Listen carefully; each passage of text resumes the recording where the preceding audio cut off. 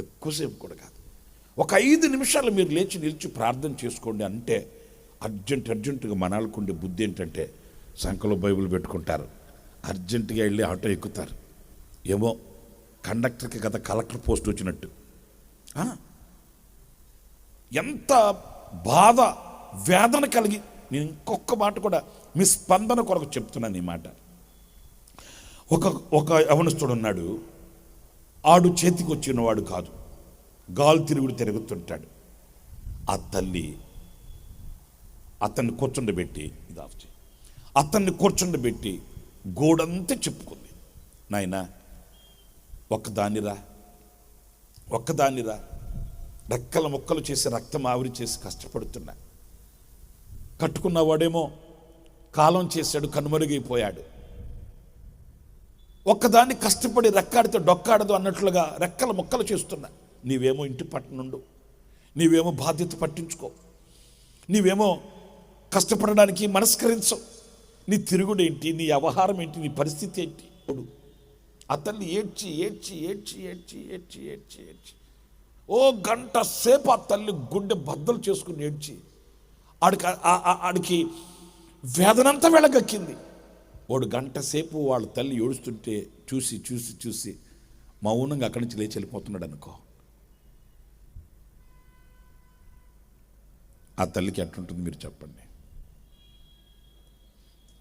గంట సేపు ఆ తల్లి కన్నీళ్లు కార్చి గుండెలు అవిసేటట్లు ఏడ్చి గుండె బద్దలు చేసుకుని కన్నీళ్లు కారిస్తే, కన్నీళ్లను చూచిన కడుపున పుట్టిన బిడ్డ మనసు కరగకుండా వాడు కఠినాత్ముడై ఆడు లేచి వెళ్ళిపోతుంటే ఆ తల్లికి ఎలా ఉంటుంది మీరు చెప్పండి? ఆ తల్లి గుండె విరక్తి చెందుతుంది. ఎందుకు బ్రతకాలి, ఎవరి కొరకు బ్రతకాలి, ఎవరి కొరకు కష్టపడాలి, అయినా ఇట్లాంటి వాడి కొరకు నేనెందుకు పాటుపడాలి అనే విరక్తి కలుగుతుంది కదా. సేమ్ ఇలాంటి కూడికల్లో ఎన్నోసార్లు ప్రభు నీతో మాట్లాడుతున్నాడు. ఎన్నోసార్లు నీ హృదయం దగ్గరకు వచ్చి తలుపు తట్టి చెప్పాల్సిన రీతిగా నీతో మాట్లాడుతూ ఆయనలో గుండెల్లో ఉన్న వేదనంతా నీతో చెబుతున్నాడు. ఆయన కొరకు కాదు, నీ కొరకు. ఆయన ప్రయోజనం కొరకు కాదు, నీ ప్రయోజనం కొరకు. ఆయనకేదో తరుగుతుందని కాదు, నీవు నాశనం కాకూడదని. విన్నంతసేపు వింటున్నావు, మౌనంగా లేచి వెళ్ళిపోతున్నావు. ఎంతకాలం సాగుతుంది ఇలాగా? వింటున్నావు, కాళ్ళ రాసుకుని వెళ్ళిపోతున్నావు, వింటున్నావు, పట్టినట్టు వెళ్ళిపోతున్నావు. ఇంకా ఆయన రక్తాన్ని కాళ్ళతో తొక్కుకుంటూ ఎంతకాలం వెళుతావు? ఇంకా ఆయన గుండెల్లో ఉన్న వేదనని అర్థం చేసుకోకుండా వ్యర్థమైన వ్యక్తిగా ఎంతకాలం ఊరేగుతావు? ఈరోజు నువ్వు వెళుతున్న గమ్యం ఎక్కడికి? నువ్వు చేస్తున్న దానిలో సార్థకమయ్యే ఆధారాలు ఎక్కడ కనిపిస్తున్నాయి?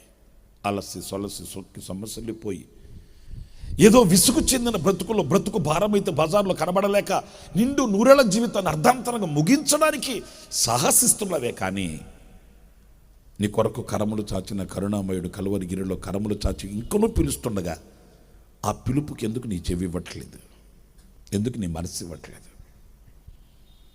ఆలయానికి వెళ్ళినంత మాత్రాన కాదు కదా, దేవుని సన్నిధిలో నిలిచానని పేరు పెట్టుకున్నంత మాత్రాన కాదు కదా, నా చేతిలో పెద్ద బైబుల్ ఉందని చెప్పుకొని అబద్ధమాడినంత మాత్రం కాదు కదా, ఏదో నెత్తి మీద ముసుగు వేసుకున్నట్లు ముఖానికి ముసుగు వేసుకొని భక్తి అనే ముసుగులో కొనసాగినంత మాత్రాన కాదు కదా.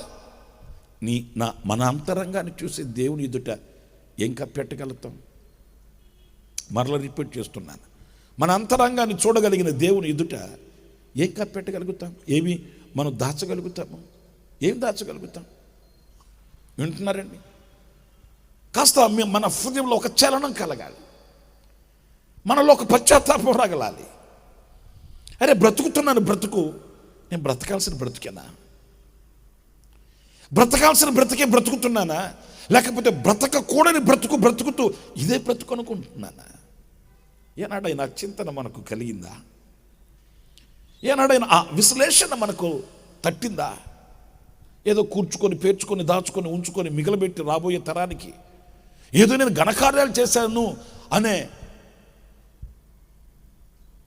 ఆ ఆశతో ముందుకు వెళుతున్నామే కానీ, ఆ తృప్తితో ముందుకు వెళుతున్నామే కానీ, అసలు నేను బ్రతకాల్సిన బ్రతికేంటి, ఇప్పుడు నేను బ్రతుకుతున్న బ్రతికేంటి అనే వివరణకి ఎప్పుడన్నా మనం సమయం ఇచ్చామా?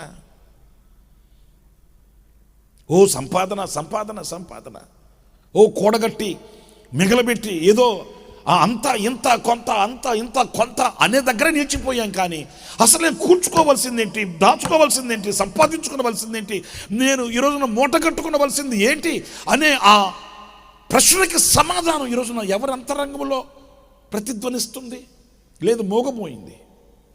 నా ప్రియమైన సహోదరులారా, నేను కాస్త వేదనతో, కాస్త భారంతో నీ మాటలు చెబుతున్నాను. ఏదో బాధ్యత తీర్చుకుని వెళ్ళడానికి రాలేదు. ఏదో 4 మాటలు మీకు చెప్పేసి నా కర్తవ్యాన్ని ముగించుకుని వెళ్ళడానికి రాలేదు. మీలో ఒక పరివర్తన కలగాలి, మనలో ఒక పశ్చాత్తాపం రావాలి. దేవుని ఎదుట నిందారహితముగా సిగ్గుపడనక్కరలేని పనివానిగా మనం నిలబడడానికి కావలసిన ఆ పునాదిని మనం వేసుకోవాలి.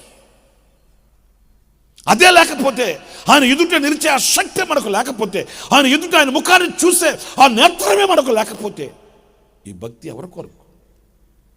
ఎందుకు చేస్తున్నాం ఈ భక్తి? ఎవరిని మురిపించడానికి, ఎవరిని మరిపించడానికి, ఎవరిని ముంచెత్తడానికి?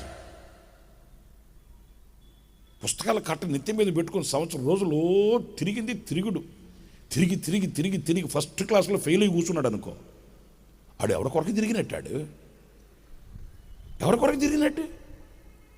అమ్మా, కొంతమంది భక్తులు అయితే ఎగ్జామ్కి వెళ్ళేటప్పుడు ఆటోలో కూడా చదువుకుంటూ వెళ్తుంటారు. అబ్బాబ్బాబ్బాబ్బా, సంవత్సరం రోజులు చదివింది జాలక, సంవత్సరం రోజులు చదివినోడు ఎప్పుడు ఆటోలో చదవడు. సంవత్సరం రోజులు అన్ని గాలి తిరిగి సమయం పోగొట్టుకున్నవాడు ఇక ఆఖరిలో ఆటోనే గతాడికి. అంటే వాళ్ళ సంగతి అనలేను కాబట్టి మిమ్మల్ని అంటున్నానులే, ఫీల్ అవ్వబాకండి.